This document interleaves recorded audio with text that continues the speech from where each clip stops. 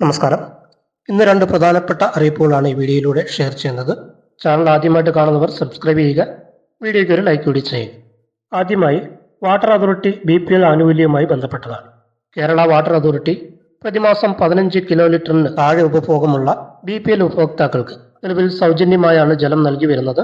സൂചനാ ഉത്തരവ് പ്രകാരം ഈ ആനുകൂല്യം ലഭിക്കുന്നതിനായി ഉപഭോക്താക്കൾ എല്ലാ വർഷവും ജനുവരി 31 മുൻപ് ആനുകൂല്യത്തിനായുള്ള അപേക്ഷ പുതുക്കി നൽകേണ്ടതുണ്ട്. 2025 വർഷത്തെ BPL ആനുകൂല്യം ലഭിക്കുന്നതിനായുള്ള അപേക്ഷ സമർപ്പിക്കുവാൻ ഓൺലൈൻ സൗകര്യം ഒരുക്കിയിട്ടുണ്ട്.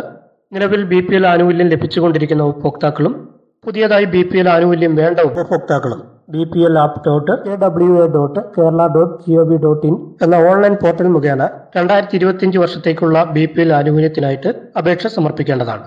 BPL ആനുകൂല്യത്തിനായി അപേക്ഷകൾ സമർപ്പിച്ചിട്ടുള്ള ഉപഭോക്താക്കളുടെ അബാക്കസിലെ വിവരങ്ങൾ സിവിൽ സപ്ലൈസ് വെബ്സൈറ്റിലെ വിവരങ്ങളുമായി താരതമ്യം ചെയ്ത് അർഹരായവർക്ക് ആനുകൂല്യം നൽകുന്നതാണ്. ഇതിനായിട്ട് അപേക്ഷിക്കേണ്ട അവസാന തീയതി ജനുവരി 1 എന്നുള്ളത് ഇപ്പോൾ പുതുക്കി 2025 ഫെബ്രുവരി 15 വരെ ആക്കിയിട്ടുണ്ട്. അക്ഷയ കേന്ദ്രങ്ങൾ വഴിയും നിങ്ങൾക്ക് അപേക്ഷ സമർപ്പിക്കാവുന്നതാണ്. രണ്ടാമത്തെ അറിയിപ്പ് എന്ന് പറയുന്നത് പട്ടികജാതി വിദ്യാർത്ഥികൾക്കുള്ള പോസ്റ്റ് മെട്രിക് സ്കോളർഷിപ്പിനെ കുറിച്ചാണ്. +1 മുതൽ കോളേജ് തലം വരെ പഠിക്കുന്ന പട്ടികജാതി വിദ്യാർത്ഥികൾക്ക് ഈ സ്കോളർഷിപ്പിന് അപേക്ഷിക്കാൻ കഴിയുന്നതാണ്. ഈ സ്കോളർഷിപ്പ് നിങ്ങളുടെ പഠനത്തിന് ഒരുപാട് സഹായകരമാകും. അതുകൊണ്ട് അർഹരായ വിദ്യാർത്ഥികൾ എത്രയും പെട്ടെന്ന് അപേക്ഷിക്കുക.